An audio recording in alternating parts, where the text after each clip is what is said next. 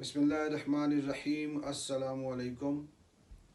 کسی بھی ملک میں سرکاری ملازمین بڑے کلیدی کردار کے مالک ہوتے ہیں۔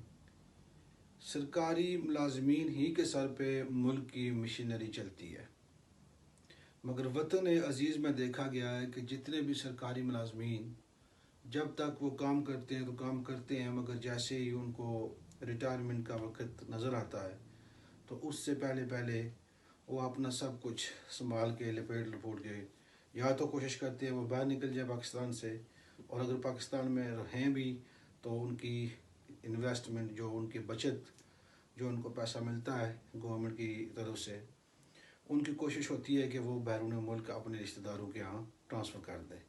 یہ یو کے اندر ہم رہتے ہیں، بے شمار ہمارے جاننے والے ایسے ہیں جن کے والدین سرکاری ملازم تھے، جیسے ان کا ریٹائرمنٹ کا وقت قریب آیا تو انہوں نے ریٹائرمنٹ کے پہلے یا ریٹائرمنٹ کے ساتھ ہی اپنا سارا پیسہ ان بچوں کو دے دیا۔ آج وہ بچے یہاں بزنسز کر رہے ہیں، کوئی پراپرٹیز لے کے کام چلا رہا ہے، کسی نے ریسٹورنٹس کھولا ہوا ہے، کسی نے ٹیک وے کھولا ہوا ہے، کوئی شاپ کھول کے بیٹھا ہوا ہے۔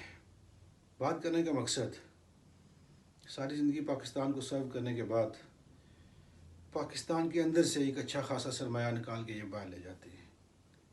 یہ ایک ایشو۔ دوسرا ایشو، ہمارے retired army chiefs, retired chief justices of supreme court, اب تعداد مجھے صحیح نہیں پتا، بہرحال میرا گمان ہے کہ تقریباً 4 عدد یا 3 عدد، یعنی کہ دونوں کو بالترتیب کر لیں، 4 اور 3، 3 اور 4، آج بیرون ملک بیٹھ کے اپنے بڑھاپے کے دن گزار رہے ہیں، جبکہ انہوں نے جو کچھ بھی کمایا، نام کمایا یا پیسہ کمایا، وہ پاکستان کے اندر سے کمایا۔ بالکل اس کے ساتھ ملا کے چلیں تو سیاستدان بھی یہی کر رہے ہیں۔ آپ کے سامنے آئے بے شمار مثالیں، اور جو آج پاکستان میں سیاست کر رہے ہیں، اپوزیشن اسپیشلی، ان کی آج بھی بیرون ملک پراپرٹیز موجود ہیں، بلکہ پاکستان سے زیادہ پراپرٹیز موجود ہیں۔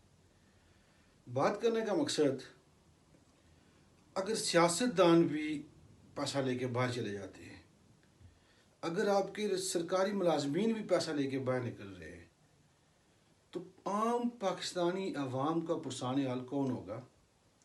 عام پاکستانی عوام کو کیا کرنا چاہیے؟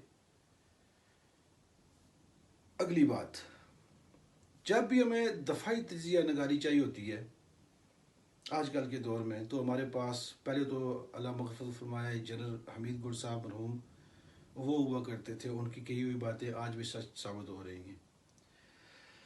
اس کے علاوہ ہمارے پاس بندے نہیں ہیں، جبکہ جو ایکسپرٹ ہیں، جنہوں نے چپا چپا ہمارے سرحدوں کا چھان رکھا ہے، وہ ہمارے آرمی چیفز ہیں، وہ باہر بیٹھے ہوئے ہیں، ایکسپرٹی سے ہم محروم ہیں۔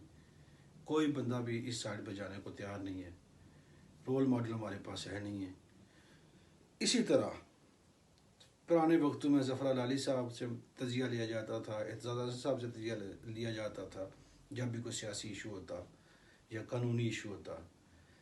آج بھی پھر وہی 2 بندے ہمارے پاس موجود ہیں، یعنی کہ پچھلے 20-25 سالوں میں جو بھی ہمارے پاس لولی لنگڑی جمہوریت آتی رہی ہے، جھوٹ فراڈ والی، کرپشن والی، چور بازاری والی، اس میں ہمارے پاس ایک بندہ بھی تیار نہیں ہو پایا جو ہمیں قانونی طور پر مشورہ دے سکے۔ جو قانون کی لائبریریاں ہیں، chief justices of supreme court اور دوسرے تیسرے، وہ سارے باہر بیٹھے ہوئے ہیں۔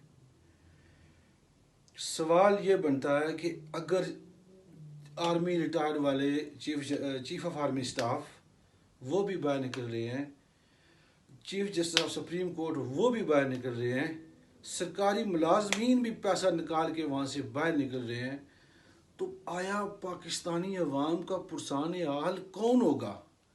کیا بنے گا اس پاکستان کا اور اس پاکستانی عوام کا؟ کبھی سوچئے گا ضرور پلیز۔ بہت شکریہ۔ السلام علیکم ورحمۃ اللہ وبرکاتہ۔